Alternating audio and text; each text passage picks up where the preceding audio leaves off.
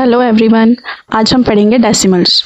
Decimal क्या होता है? जो होल नंबर और फ्रैक्शनल पार्ट को जोड़ता है एक पॉइंट के थ्रू। ये हम समझेंगे फिगर से, लाइक 6.237।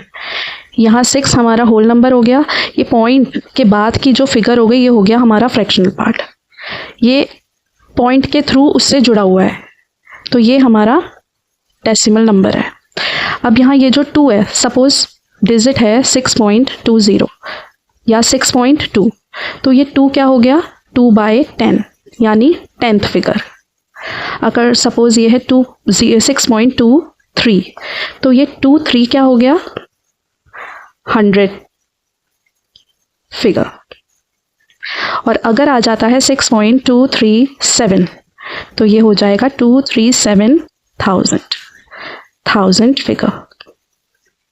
हम इस तरीके से समझेंगे।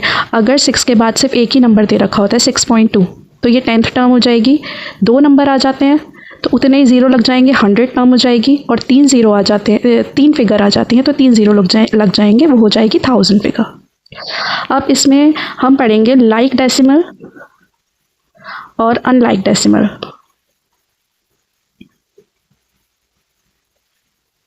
लाइक डेसिमल होते हैं जहाँ पॉइंट के बाद जितनी फिगर्स आ रही हैं वो दोनों डिजिट्स में सेम हो।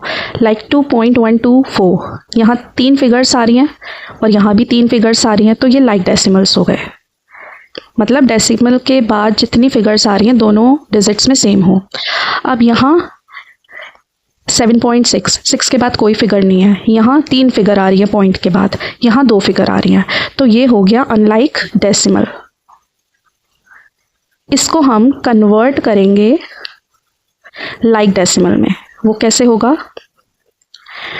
मैक्सिमम डिजिट हमारी ये है 9.543, यानी पॉइंट के बाद 3 फिगर्स आ रही हैं, तो हम 7.6 को लिखेंगे 7.600, 6.230। ज़ीरो हम कहीं तक भी पॉइंट के बाद ऐड कर सकते हैं। इससे हमारी जो अनलाइक डेसिमल है वो कन्वर्ट हो गया लाइक डेसिमल से, सिर्फ एक ज़ीरो ऐड करके।